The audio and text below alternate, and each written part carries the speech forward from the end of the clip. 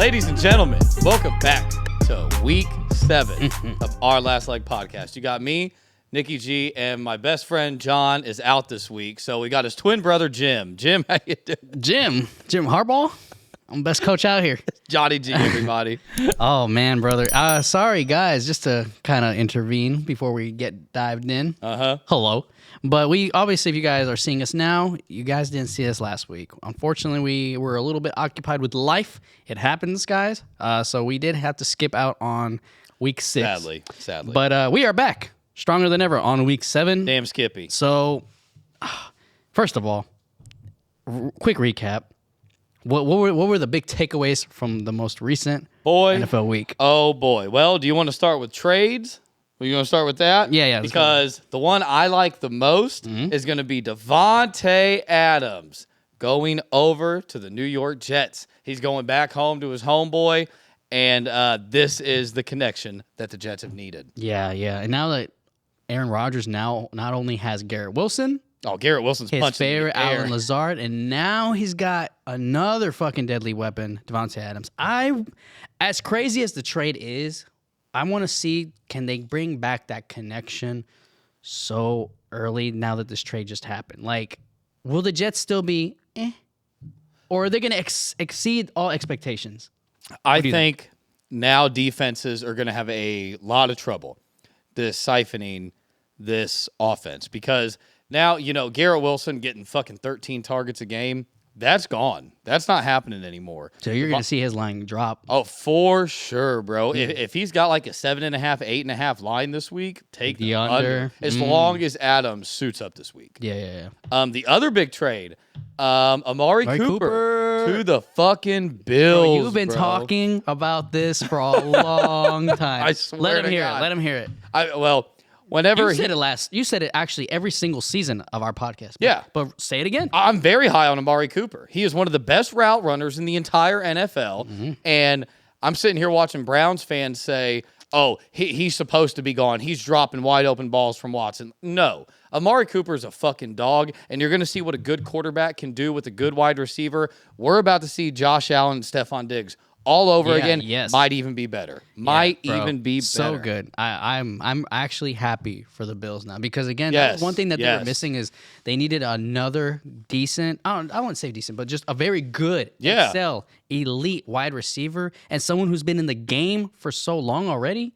I think Amari Cooper's been long in the NFL long enough to consider him a vet. 100%. My opinion. I thought the Cowboys were ridiculous for getting rid of him. At least has 2 games a season where he breaks 100+ yards. Yeah. I think that's impressive to me, let alone having someone not that decent of a quarterback to give you those yardage. Do you remember last year in fantasy when you picked him up at the end of the year? I And the motherfucker had like 179 yards. Saved my ass. Saved my ass. The other big thing is going to be Aiden Hutchinson. That was terrible to watch. I don't know if you got to see it or not. The broken leg. Lions defensive end, absolute stud. This guy is horrible. An absolute class act. Every weekend he's in the hospital visiting sick kids, sick patients. Yeah. That's how he spends his free time. And the guy snapped his leg. You see a lot of that in MMA.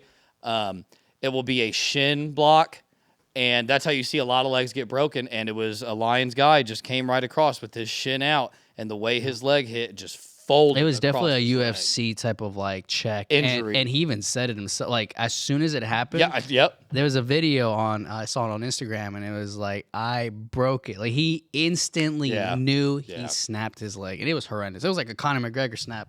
Yeah. Saddening for sure. Last thing I have is that the NFC North might be the best division in fucking football right now. You got the Vikings, the Packers, the Bears. And I got something about that later. Okay. That entire division has 5 losses combined. Yeah. Which is insane. I like that. Last thing I have is that Jerry Jones is the worst owner/GM in the entire NFL. And I can't fucking stand the guy. You think Dak Prescott's better than CD Lamb? You want to pay him $60 million, and that's you got 9 points? 9 points? You should be embarrassed, dude. Honest to God. Yeah, that game was very, very disappointing. I think that's more of an understatement. There was this video I saw too on Facebook, and it said Cowboys are really down bad, and it's showing a Cowboys fan just throwing up in the middle of the stadium, and not the middle of the stadium, but like in the crowd. And it shows a Detroit Lions doing the fan gritty. just the gritty on him. hilarious. I feel bad for her. I feel bad for the team, and I definitely feel for you guys. Yeah. But dude, it's so sad because we're so accustomed to seeing the Cowboys get dogged or just trip in the playoffs. But a performance like that was completely unacceptable. 100%. Completely unacceptable. 100%. One more thing before we dive in. Jerry Jones went on before the season started on Stephen A. Smith's podcast. And, Stephen A. Smith hates the Cowboys. So he's grilling Jerry Jones. Why would you do this? Why would you do that? And according to Jerry Jones, there were all-star players that nobody has seen play yet. And he's like, they're going to come out. They're going to do amazing things. It's week 7. Where are these guys at, Jerry? He's the GM, too. So he does all the drafting, which is insane, bro. Jerry Jones is fucking trash. He is so out of touch with reality and how football is played now. I can't stand the fucking guy. I digress. I see. But if that takes care of the recap, I think it's time for you to bring us in. Thursday night football. We have got the Broncos going to go see the Saints. Broncos are favored at -2.5. Over/under sits at 37.5. Yuck. The 3-3 Broncos are coming off of a loss at home against the Chargers, which I saw coming a mile away. Chargers beat the Broncos 23-16 with a 2-4 Saints coming off of a huge loss against the divisional rival, the Buccaneers. They lost that game 51-27. Saints were looking promising at the beginning of that game, man. Yes. With Baker throwing double interceptions. Yeah. They definitely gave him the opportunity to come back, which they did. And you texted me that saying, I'm like, what are you talking about? They were smoking him. I'll pull the score back up. I was like, what the fuck? And then it's like tied. I'm like, what the fuck just happened? Yeah. Yeah. Insane. Clearly the Saints had the opportunities to take the lead there. Were never able to take the advantage of it, though. Continue. So with the Saints team, Saints were looking unbelievable at the beginning of the year. They had me fooled. I think they had you fooled. I mean, I was like, these guys are elite. Like, this is the Saints team we thought that they had built. And they started off 2-0, looking promising. Derek Carr, Rashid Shaheed were looking like such an unbelievable duo to start off the year. Haven't won a fucking game since. 2-4. Yeah, let alone Alvin Kamara, too. Yeah. This team, loses 4 in a row. And if you thought it couldn't get worse, well, it does. Derek Carr, out. Rashid Shaheed, out. Chris Olave, out. As of today, Chris Olave's out. Yeah, well, he got concussed last week. He got a concussion. Yeah, I think I actually saw on the score app that it actually was announced that he is ruled out for this game. Okay, perfect. Well, don't even worry about looking for him or anything like that. John just said he is not coming on to that SGP this week. Losing Olave really was one of the biggest losses for this team because the backup, Spencer Rattler, loves Chris Olave. He came out and said in an interview, all I want to do is go out on the field and get Chris Olave the ball. That's it. He's like, that is how you succeed with this team.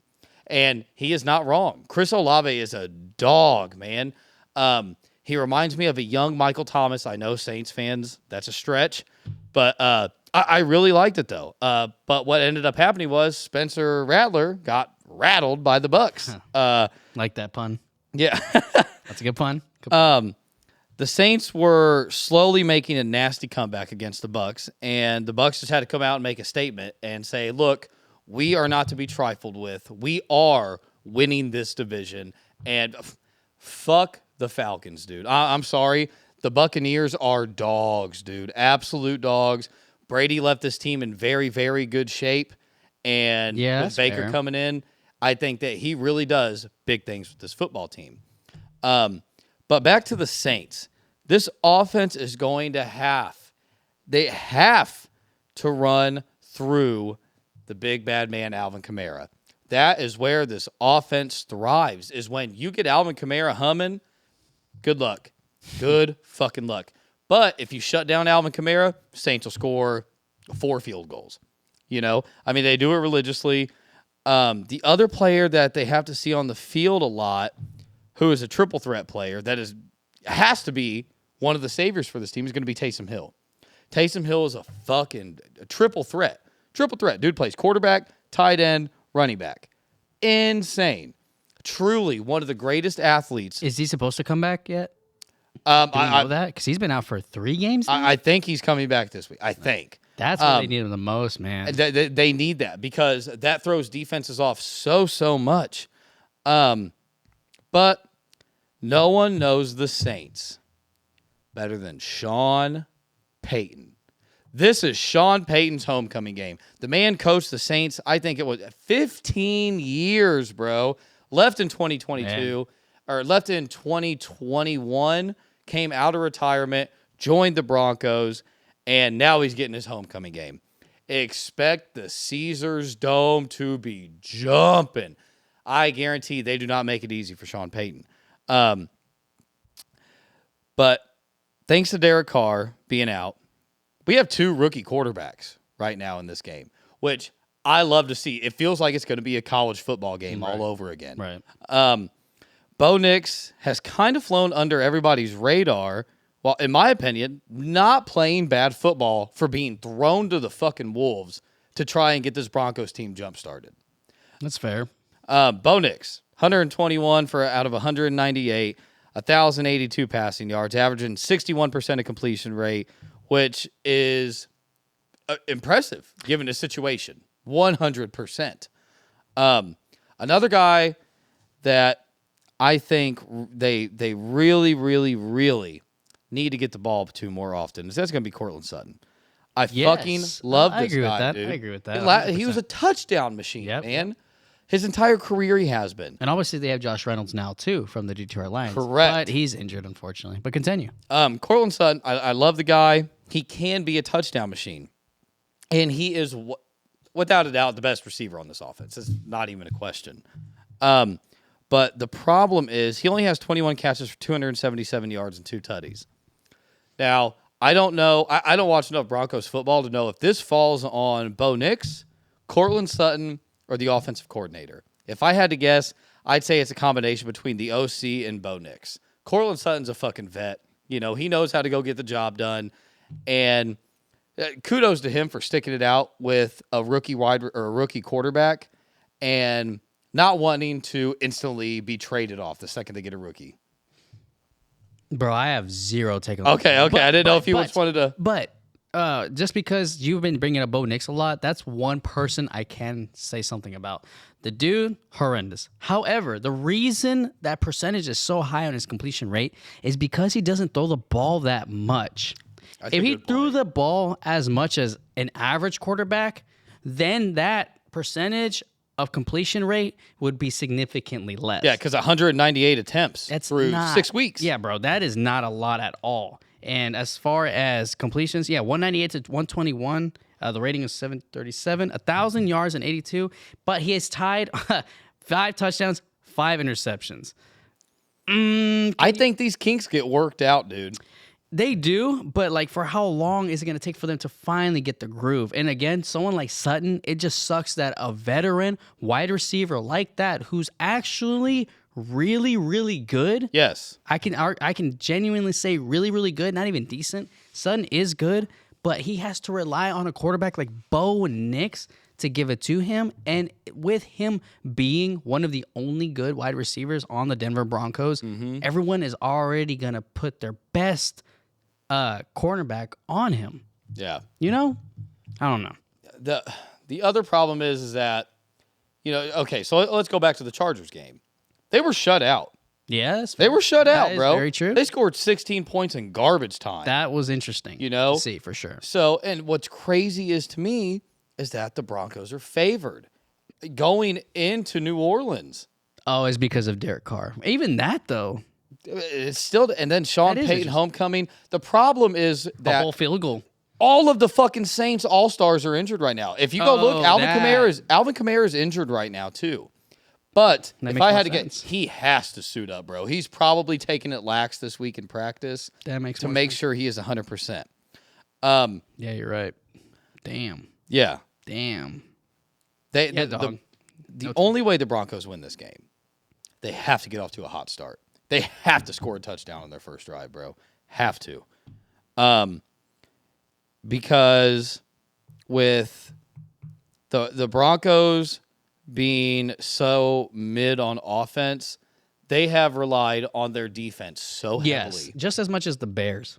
So the problem with this Denver defense against this New Orleans offense is going to be Patrick Surtain the second out. He got concussed last week. I'm almost positive he is not going to be playing. He plays such a key factor on that defense, such a leader, a top 5 cornerback in the NFL, 100%, not even a fucking question. This is such a hard game to decide. This should be a snooze fest of a game, but normally when I say that, it ends up being pretty fucking exciting. Right. And that's the only reason I touched on this game. I do think there is potential for a somewhat decent game here. This game, 1,000%. 1,000% could be anybody's ball game. Do you agree? Yes. Okay, beautiful. Just say it, brother, because I have zero take, but I do got a prop for you, but I want to hear your take. So this is a contingency. If Alvin Kamara is out, I will saddle up and ride with the Broncos money line. If Alvin Kamara plays, give me the Saints money line. I think that is the underlying factor in this. So if Alvin Kamara plays, give me the Saints. If he's out, give me the Broncos money line. And no matter what, I am taking under 41.5 in this game. I like that. No take on who wins, who loses over in the unders. I do lean on the under, but that's not a bet. One prop that I do like straight out the gate is Spencer Rattler for over 182.5 yards. The reason I say so, and honestly, I wouldn't even mind taking Bo Nix overall for his 191.5 passing yards. New Orleans Saints don't have one of the best secondaries, or even one that's one to even consider precautious or scary. Marshawn or Lattimore, he's just a fucking punk out in the back. So with that being said, a lot of people say like, damn, he doesn't have Rashid Shaheed. He doesn't have Chris Olave.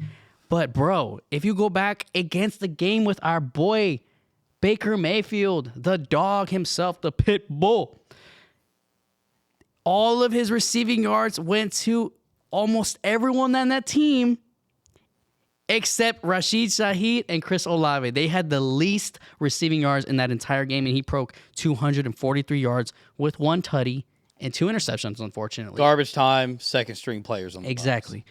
So I think this game alone is going to go honestly, I could see them trading off and on who takes the lead and who doesn't, which is going to force them to play or pass the ball. Could be. So honestly, if I had to take a prop, I do like both of these quarterbacks for going on their over on passing touchdowns, but I would have to probably give my faith a little more on Rattler.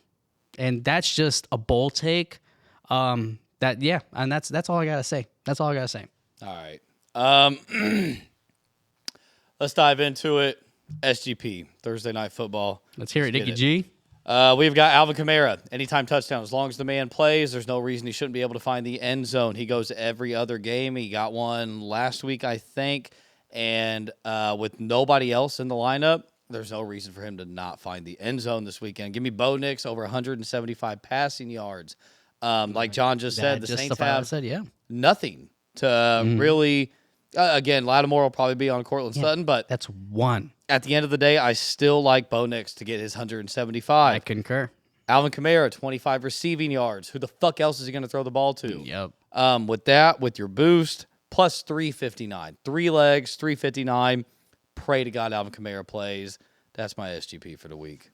3-legger? I like that, dude. I like it. That. And honestly, you can probably knock out 2 legs right there alone. Who knows? That touchdown might actually come from a pass. I was stuck on Javonte Williams for 5 rushing yards first quarter as well for the juice, but okay. 359 with a boost. I feel where you want to come from in that one, but this game is just literally a coin toss, guys. So yeah, play precautiously. That I think concludes Thursday Night Football, which I don't care too much about. But this game, clearly, you're the one that actually pulled me to think more about this game. And this is a very nice game. Top 3 game of the Guys, week, just if you haven't noticed, we're trying to make a little bit of routine where we don't keep talking about the same teams, because you probably see several YouTube videos, several podcasts talking about the same teams over and over. Let's talk about a game like this. Exactly. We get a little burnout. But I like this one right here. We got the Houston Texans versus the Green Bay Packers. Houston. Lambeau. Guess who it's favoring? That would be the Cheeseheads. The Cheeseheads at -2.5 at home, and the over and under is sitting at over and under 47.5. Oh, let me just dive in. I don't got too much, but Packers I like are favored at 2.5. Yes, favored at 2.5. Sorry. 2 of the league's most dynamic young QBs finally meet. I've honestly been looking forward to this one. And it made me think about it more when you brought it up. C.J. Stroud against Jordan Love. The Rookie of the Year. Anyway, Texans are coming off a win against the Patriots last week. Let me just cut in real quick before we continue with that piece. Drake May, I'm a New England Patriots fan. Drake May did so, I wouldn't say amazing, but he did well enough as a debut game starting. And I think, whoa. But personal stats for his first game in the NFL against the Houston Texans. Against the Houston Texans. I think we could see him playing a couple more games as finally starting. So Jacoby Brissett can finally do what he does best and sit on the sidelines and watch.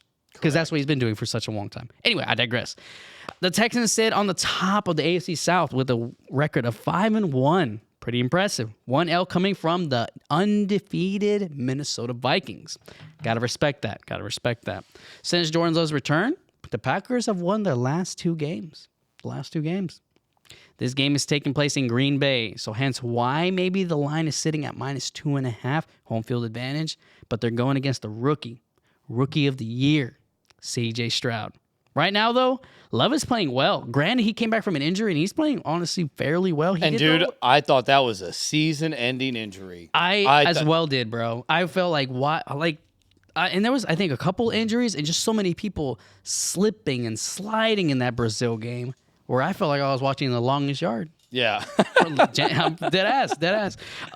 He's like I was watching Wipeout. Yeah, exactly. Granted, he did miss 2 games, but this is something to consider. He's only gotten sacked 4 times in the whole season. Great offensive line. How do you think Josh Jacobs does so fucking I like good? that. I really like that. So that's pretty damn good if you ask me. Now, both teams kill it on the offensive side, but I think the team that performs the best on both passing and running might have to be the Packers. The reason I say that is because they have, I knew you were going to say that, is because they have Josh Jacobs over Joe Mixon. Now, don't get me wrong.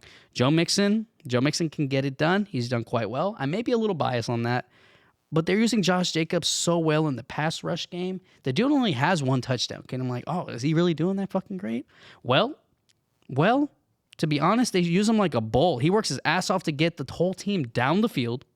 464 yards this season. Not insane, but quite well. Also was injured too. And yes, you're right. He was out. He already has 108 carries, which is quite a lot for 464 yards. But I still think that's pretty damn good considering what has happened within those 6 games. Excuse me. They lead most of the time in their games, so hence why his carries are so high already in the hundreds. Correct. So all they got to do, and if they're always in the lead, it's what any team will do, is run the clock. Make sure the opposing team doesn't have time to catch the hell back up. Things could change in this game, though. The reason I say that is Stroud is so damn good. I know I keep hyping him up, but when he can utilize his whole team, especially when he's healthy, he's got Stephon Diggs, which he's now built so much chemistry with. Unfortunately, Nico Collins is now on the IR, so he is iffy, and I kind of hard to even say iffy. I don't think he's even going to play at all. But he still has his boy Tank Dell and Dalton Schultz, that tight end. Correct. He's starting to finally utilize him more, and if he doesn't utilize them in this game, I don't know when he'll start to actually get those touches. Little piece here before I let you go. Love is not only coming back from an injury, but he's got 2 potential wide receivers as well that may be out of the game, which is interesting to me to see that they're favored. Dontavion Wicks. Yes, Dontavion Wicks, which he has 3 touchdowns this season, and his second reliable wide receiver, Jaden Reed, who also has 3 touchdowns this season. So could we see Romeo Doubs getting more touches and Josh Jacobs too? This is where I'm gonna let you cut in, brother. 100%. I completely agree with everything John said. So since Jordan Love's injury, we all thought, fucked. Absolutely fucked. Yes. This Packers team had so much behind them. They had the wheels rolling. Everybody liked him. And then Jordan Love goes down. Mm-hmm. That motherfucker is a dog, dude. Yes, sir. Absolute dog. 871 yards, 10 touchdowns since coming back from the injury. That's not season stats. Yeah, I know. That's coming back from an injury, y'all. That's fucking insane. That's him in 3 games. And he also, even after being injured, he still has the second most passing touchdowns in the entire NFL. The second most, which is crazy. Crazy. Now, 5 interceptions in the last 3 weeks. Yeah. Yes, that sucks, but it doesn't matter when you're winning ball games. That's all that matters is if you get that W. Yes, sir. He is turning into what we all expected him to because he was a rookie quarterback that learned under a veteran. He learned under Aaron Rodgers. He sat, watched him. Rodgers kind of coached him. And Rodgers is a big fan of him as well. All because this is why you need, I've been fucking preaching this. You need your rookie quarterbacks to learn under a veteran, which is another reason that I love that Joe Flacco is in Indy now. Anthony Richardson, completely different play styles, but Flacco's been to Super Bowls. He knows how to get the job done, hence like he did last week. But back to the Packers. One big factor for the Packers. There you go. is going to be Dontavian Wicks. That's a big kick in the nuts for the Packers. Yes, sir, bro. But besides last week for the Patriots, the Texans' defense has been allowing opposing offenses to decimate them with the run. You don't believe me? Here we go. Bills ran for 150 yards. Jags ran for 158 yards. Vikings ran for 118 yards. 97 of them came from Aaron Jones. Their defense can be dissected and ran through. 1,000%. Yes. It's not a question. And Josh Jacobs has that high football IQ. And with Matt LaFleur on the sideline, they definitely can get that done. I wouldn't be surprised if Josh Jacobs was able to find a shit ton of success against this Texans defense. Mm-hmm. Yes, bro. I don't mean to sit here and talk shit about the Texans. Right. I'm not talking shit about the 5-1 Texans. Okay, neither of them. Neither of them. Because the last thing Houston has is a problem. You like that, Houston? We have a problem. Yeah. Okay. This guy. Even though Nico Collins has been on the IR and arguably a top 5 wide receiver in the entire NFL this season, Agreed. They can still find success. And there's 2 reasons for that. One is going to be that Joe Mixon is healthy. If that man stays healthy, this offense is fucking jamming, dude. Last week was his first game back after almost a month of being injured. Ran for 102 yards on only 13 carries, bro. That's almost averaging 10 yards a carry. A first down every time that guy touched the fucking ball. But let's go ahead and give the Packers the same treatment I just gave the Texans, because the Packers also have a defense that can be severely exploited. Yes. Eagles, 134 rushing yards. Colts, 140 rushing yards. Vikings, 120 rushing yards. Rams, 134 rushing yards. They can be beat running the fucking ball, and if anybody can do it, it's going to be Joe Mixon. But the other reason is going to be specifically from Nico Collins' injury, like you just said, bro. It has caused C.J. Stroud and Stephon Diggs to only gain more chemistry and click even better. You know that they were killing it in practice. Exactly. Guaranteed. But the other thing that I had brought this up in week 2, that there's no way C.J. Stroud neglects Tank Dell. Yeah. There's no way. And once again, Nico Collins goes down. Guess who's the hot fucking hand? Yes, exactly. It's Tank bro. fucking Dell, see it bro. all over again. I said this week too, you guys, okay? As long as Nico Collins isn't on the field, I didn't say that. I said it was dirty that C.J. Stroud wasn't able to find success with Tank Dell, and the wheel routes they were using him with Stupid as fuck. They kicked that playbook out the window, and now they're going back to exactly what they need to do. Find him downfield. Find him on a quick 10 and out. That is where Tank Dell thrives, bro. With that being said, I think this is a top 3 game of the week. 100%. 100%. I feel like most people that are casuals when it comes to the NFL, like, Texans, Packers. They just keep going. Yeah. Dude, this is going to be a great fucking game. Yeah. Unbelievable game. I really, really think that this is going to be a close one. How close? Not close enough because I like the Texans at plus 3.5 and over 43.5. I think that the Texans are firing on all cylinders. It's going to be hard to go win in Lambeau. That's why I like them to lose by less than a field goal. And I could see the Texans walking away with a victory here. All it takes is them to figure out how to shut down Jordan Love without one of his favorite wide receivers. You can kiss maybe even two. You can kiss this 2-touchdown streak goodbye that Jordan Love's had all season. Every game he's played, he's thrown for 2 touchdowns at least. It's funny bring that up. Actually, are you done? Sorry.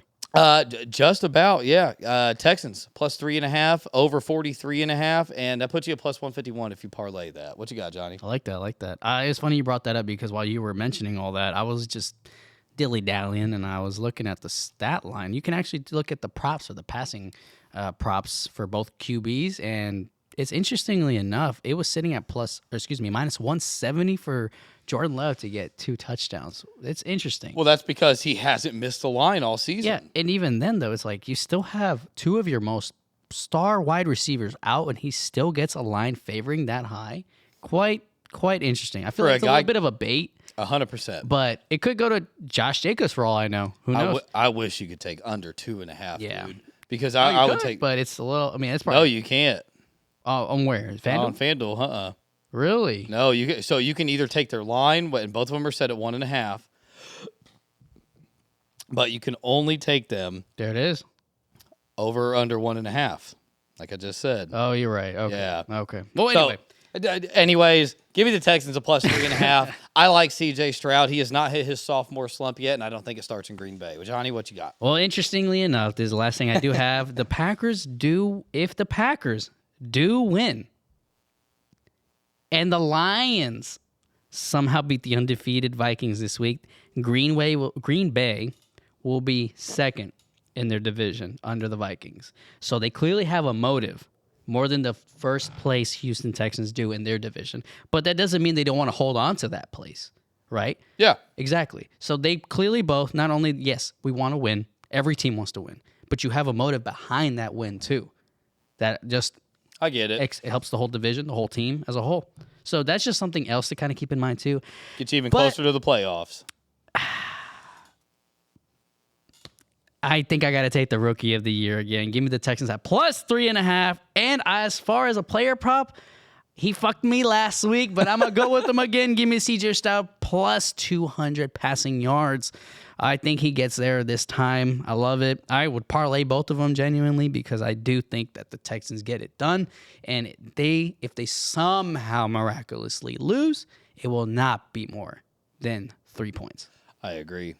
Well, yes, I agree. I'm over here overthinking it. I tend to do that quite often. You ready to move to the next game? Yes, the hell I do. All right, I'm bringing this one. All right, go for it, buddy. I hate them. I said it the last episode. But, man, ladies and gentlemen, we had the Super Bowl rematch. 58. Kansas City Chiefs versus the San Francisco 49ers, favoring the 49ers at minus 1.5. Over and under is sitting at 46.5. The Super Bowl rematch is here, brother. 47.5 now. It moved up. All right. It moved up one line in 2 hours. The unfreaking defeated Kansas City Chiefs. Arguably, those first 2 games were too close. But anyway, heading to California to face the San Francisco 49ers, who are sitting at 3-3. Yeah. In a rematch against the last. Bro, that shocked me. I thought they were 4-2. Nope. 3-3 absolutely surprised me. They're coming off a win last week against Seattle, 36-24.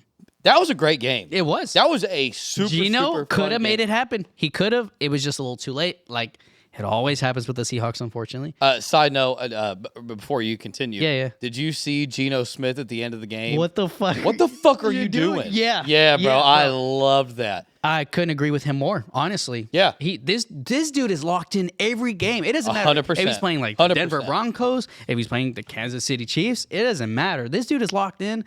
People who hate on a quarterback like that, shame on you, bro. 100%. Shame 100%. on you. This dude throws 200, 300, 400 yards a game. Yeah, he throws a pick, but man, he's trying every single game. Every single game. Yeah, and it doesn't help when you got, a 6'6" fucking wide receiver, DK Metcalf, that's dropping wide open, perfectly thrown balls. God, don't even wide get open, perfectly don't thrown get me balls. started. Lost a parlay on that. Yeah, man. Continue, my friend. No, you're good because he does have a good arsenal. But anyway, this ain't about them. We'll get to them on another time.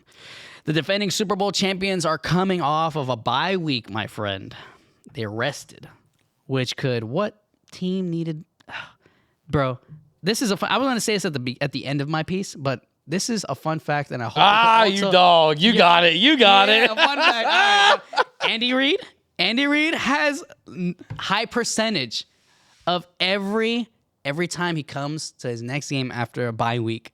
I think it sits over at 85% that he wins every game. Andy Reid is 21-3 following his first bye week. That was a very fun and interesting stat. Crazy. A lot of people think that's like, is that really that big of a deal? Oh, absolutely. Are you kidding me? Oh, this sports betting is literally and only and nothing but about numbers and stats. 100%. So how can something like that not be a variable?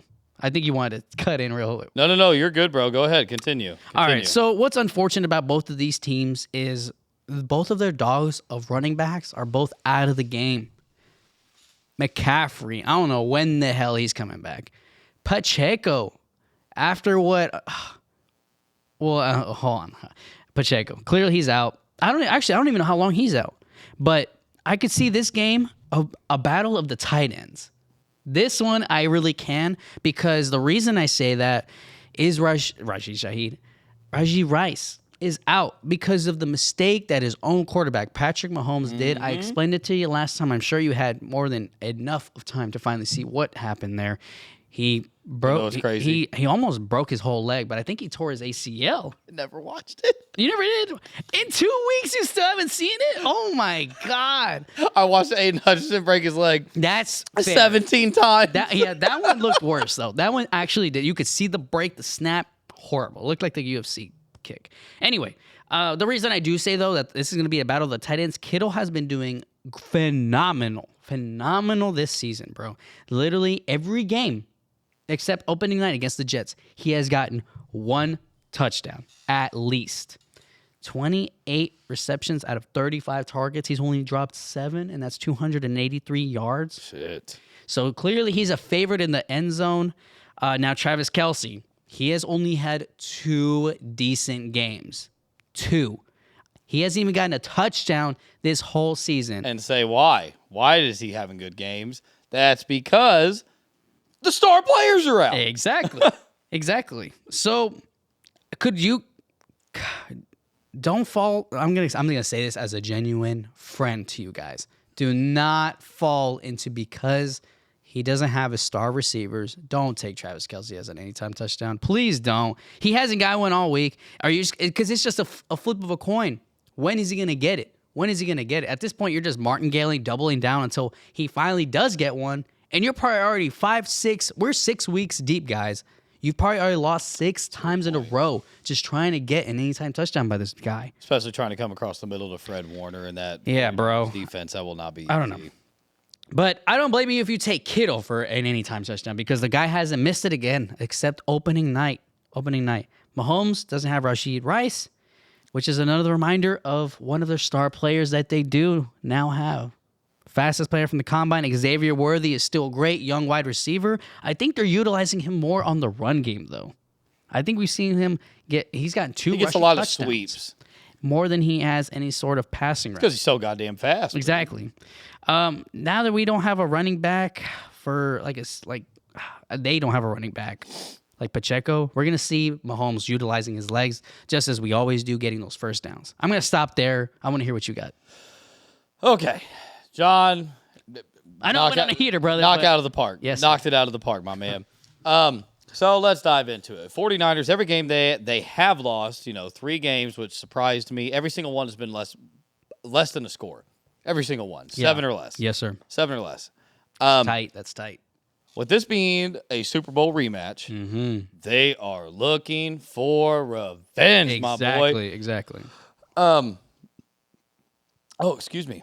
49ers have players injured on the offense and defense that are key players. And forget about CMC. They have so many other people fucking hurt right now. And I know you're about to bring up too. It is going to take a toll on them, but the biggest problem is going to be their OG backup, which will be Jordan Mason. Jordan Mason got a shoulder injury last week, which really, really hurt them. And I think that was a really big problem. Even though they came away with the W, they should have had probably another 2 sets of tutties. And that's simply because the fact that anybody can run behind this offensive line for the 49ers. They are fucking amazing. Before week 6, when he got injured, he had the second most rushing yards in the entire NFL, right behind King Henry. Mm-hmm. Go, Flock, go. This guy. He was nursing a shoulder injury in the second half of the game last week, which killed me on fantasy. I threw the motherfucker in my flex, and he definitely would have got it. In my heart, I believe he would have got a pair of tutties.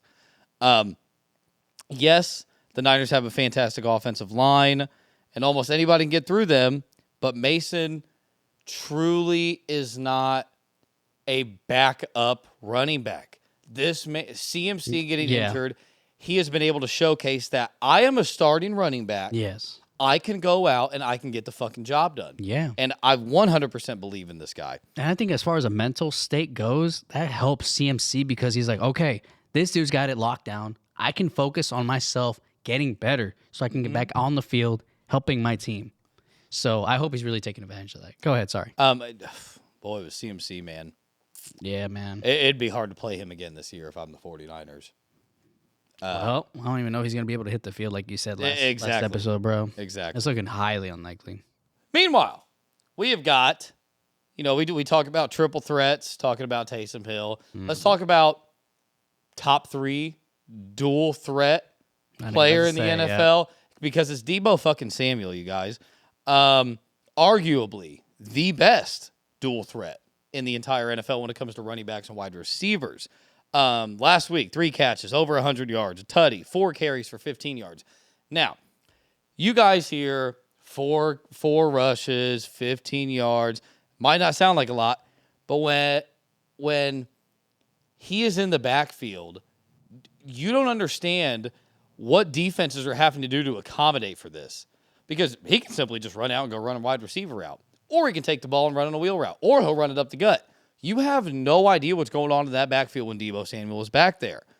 If the 49ers want to win this ball game, they have got to call Deebo. Yep. They have to. Mm-hmm. They have to send him, and especially if Mason is out, that's going to be your key to success right there. 3 catches for 103 yards, bro. That's insane. Averaging over 33 yards a catch, that's bonkers. I can imagine a parlay where you took him at 100 plus with under his receptions, bro. I see people do it all the time, praying to God that it hits, and it's fat odds. Because it's just you're hoping for long, deep balls, but that's it.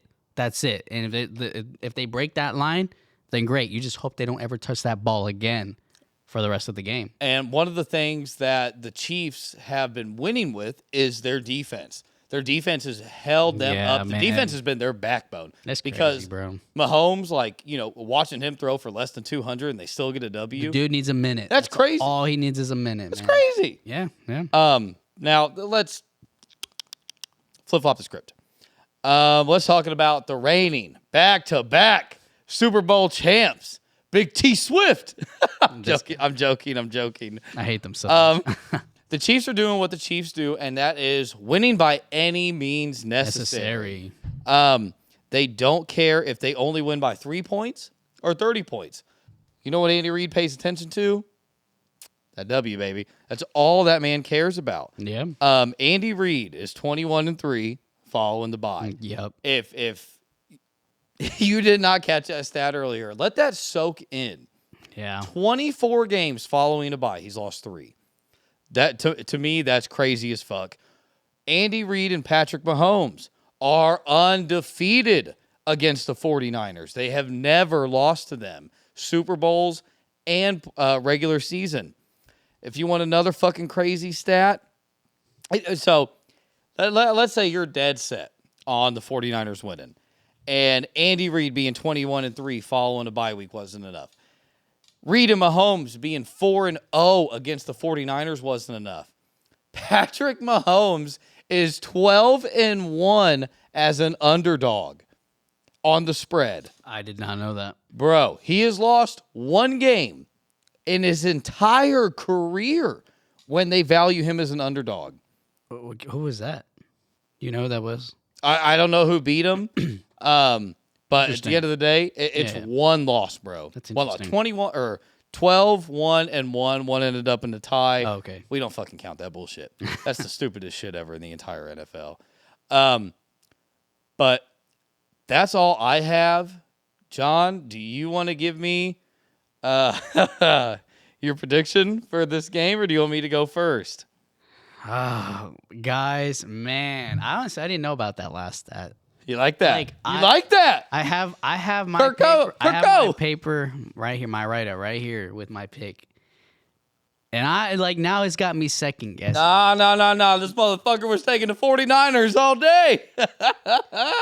With everything said today, I guess I got to follow with what I wrote. I'm not gonna back out.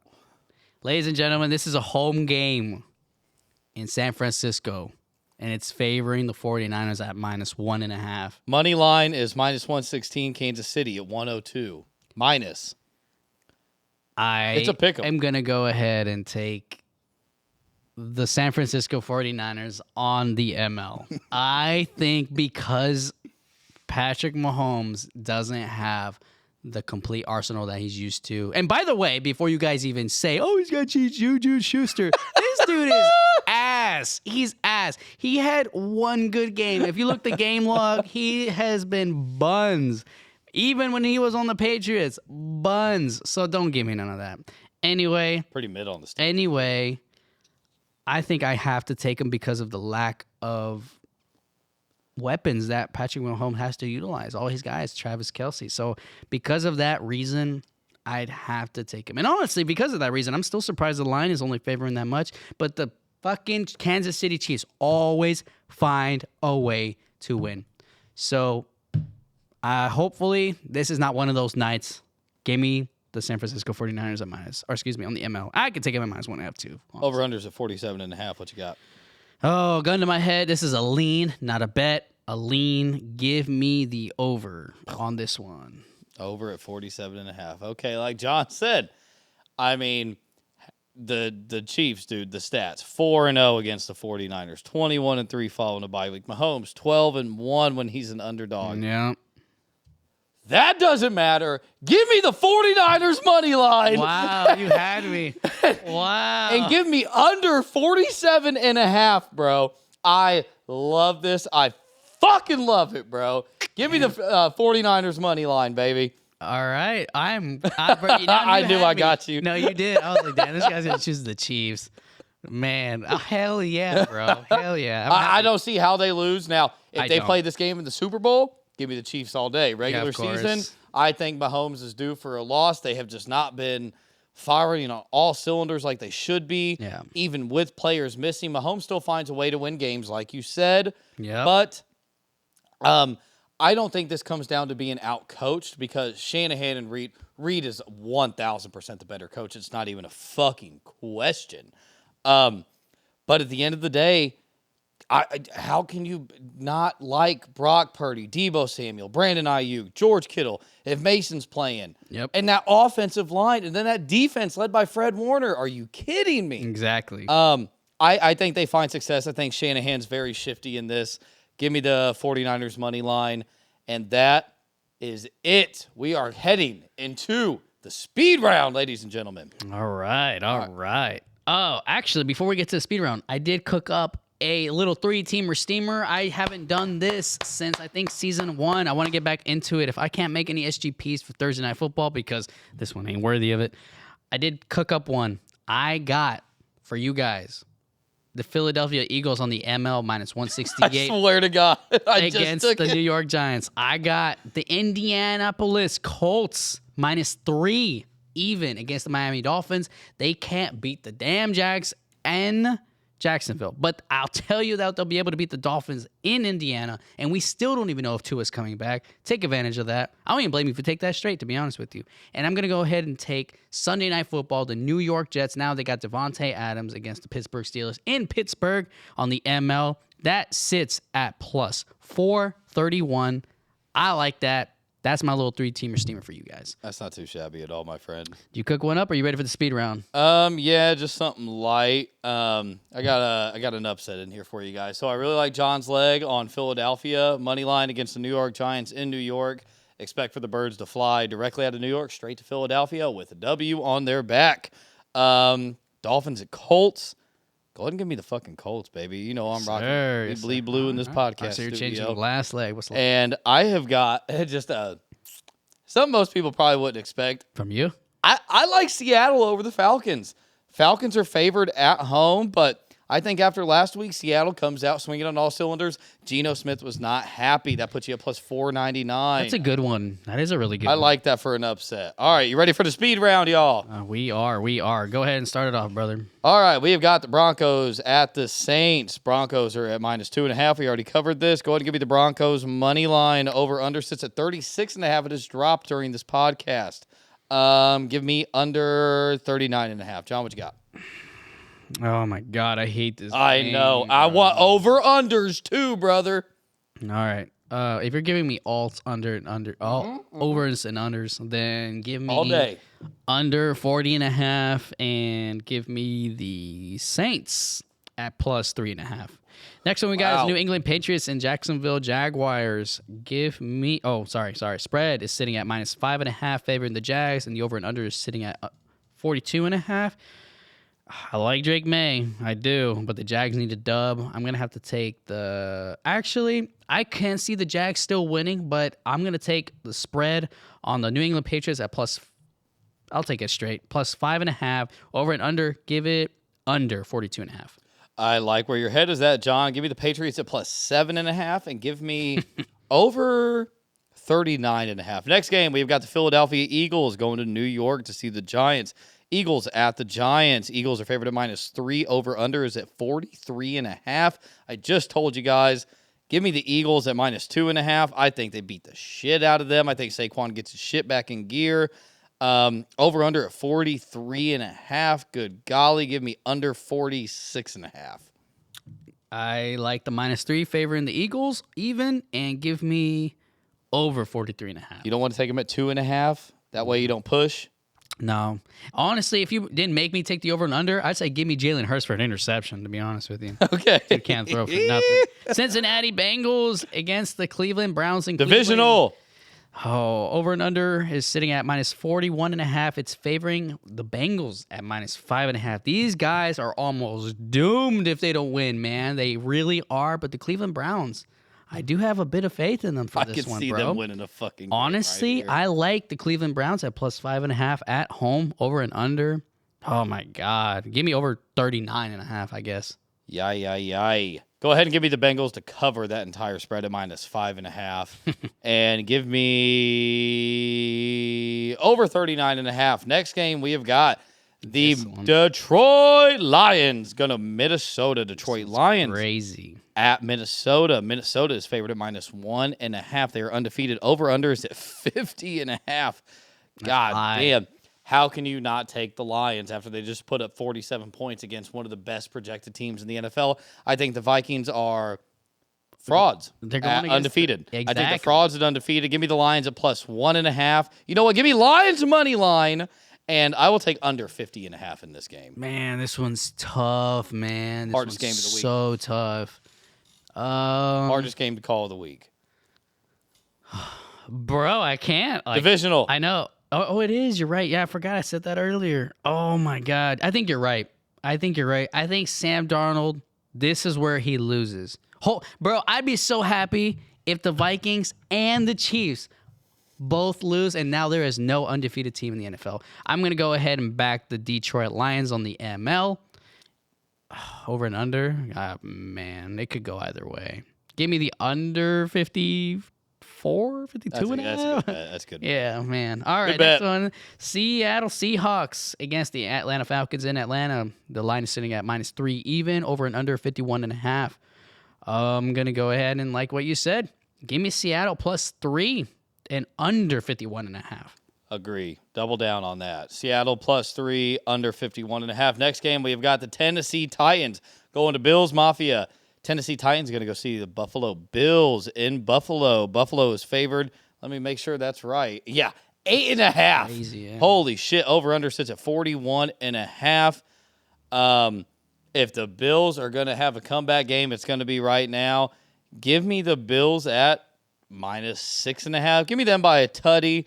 And give me over 37.5. I will back that 100% and add a Will Levis interception because the dude hasn't missed the line the whole season. I love that. Miami Dolphins and the Indianapolis Colts in Indiana. Line is sitting at -3 even, and the over and under is at 43.5. Dolphins suck. I'm going to go ahead and take the Indianapolis Colts. I already said it on my little 3-teamer steamer. Give me them at -3 even. And the over and under, I'll take the under. Give me the Colts money line. It's at -162. I really, really like that. Last week, Colts total was at 37 in that game against the Texans. Man, if the Dolphins cannot find the scoreboard, that over-under is gone. So give me under 45.5. Colts money line in that game. Next game, we have got the Houston Texans. Going to go see the Green Bay Packers. Packers are favored at -2.5. Over-under is at 47.5. I already told you what I like. Give me the Texans +2.5. Same. And I don't remember. We took them at +3.5. We took them at +3.5. +3.5. Give me them at +3.5. And I think I said under 51.5, something like that. I didn't say any over and unders, but I'll take the under 51.5. Love Next it. one we got is the Carolina Panthers in Washington. And that's a high line. They are favoring the Washington Commanders at 8.5. Over and under sitting at 51.5. That's interesting. I feel like this is bait so much, but I'm going to go ahead and take an alternate under of 55.5 because two bad teams. Actually, Washington Commanders, they got Jaden Daniels. Yeah, that over-under is way too high. That is scary. Yeah, and they got Andy Dalton. They don't really have a running game, but they got Andy Dalton. And but they got Deontay Johnson and wide receiver. I bet the only reason it's so high is because they can expect the Washington Commanders to put up probably 4 touchdowns in this game. That's only 28 points. Yeah, I guess I'll go ahead and just take the Commanders at -6.5. Agreed. And under 54.5, I guess. I guess. I'll take the Commanders at -6.5 and under 51.5 straight up. Cool. Next game, we have got the Las Vegas Raiders, who just lost. Devontae Adams, Las Vegas Raiders, going to go see the Los Angeles Rams. Rams are at home. Rams are also favored by a tutty. Over-under sits at 43.5. Sorry, my contact's falling out of my eye. We have the Rams not winning this game by a touchdown. Go ahead and give me the Raiders a +6.5 and give me over 43.5. I feel like these two bullshit teams are just going to somehow put up 27-20. Bro, I agree with you 100%. I back that 100%. Kansas City Chiefs and 49ers, we already said it, but I'll repeat it. Give me and him. The 49ers on, do we take the spread or the ML? I think the ML. I took ML. Well, let's go ahead and take the ML. Still -116. Pretty nice. Over and under. Yeah, I'll take the under too, I guess. Give me under 50. I concur. We've got the New York Jets going to Pittsburgh. Jets are favored at -1.5 on the road. Over-unders at 38.5. Over-under is fucking disrespectful. Go ahead and give me the Jets money line and give me over 36.5. I love a cushion because 100%. That's 2017, ladies and gentlemen. 100%. I like that all the way. Baltimore Ravens, we got a double banger for Monday Night Football. Baltimore Ravens in Tampa Bay against the Buccaneers. favoring the Baltimore Ravens at -3.5. Over and under sitting at 49.5. Honestly, I'm not gonna think twice on this one. Give me the Baltimore Ravens at -3.5, and I hate over and unders. Let me hear your thoughts, but I'm taking the Baltimore Ravens. Give me the Baltimore Ravens -2.5, and I will take the under at 49.5. All right, I guess I'll back you on the over and under. Last one, bring it Bucks in. aren't putting up 51 points again. I can tell you that. Bring it in, brother. Last one. Last game, we have got the Los Angeles Chargers going to Arizona. Los Angeles Chargers against the Arizona Cardinals. Los Angeles Chargers are favored at -2.5. Over-unders at 43.5. Arizona came out firing on all cylinders. Marvin Harrison has been asleep.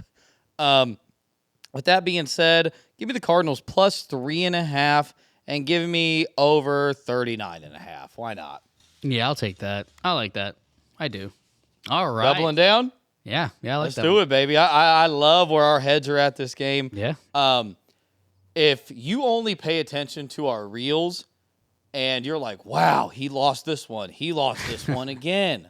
You're not watching the podcast because we give out so much info for all of these games and we give so many other reads on so many different games. Mm-hmm. So if you're only following the one bet that we post, you're not watching the pod and you're fucking up, you guys, because we are so dialed in. We take so much time to do our research. Yes, we do. We absolutely love doing this for you guys. So if you are just watching our reels, go back and watch this pod right now, man. Go back to the beginning. I'm telling you, you will find a nugget of info that you absolutely love, and you will make bank on it. Because if you go back and just don't watch our reels and watch what our predictions are for every other game we do, we're on fucking fire, dude. I agree. We kill it. We absolutely fucking kill it, man. And, not all of our bets are, plus money.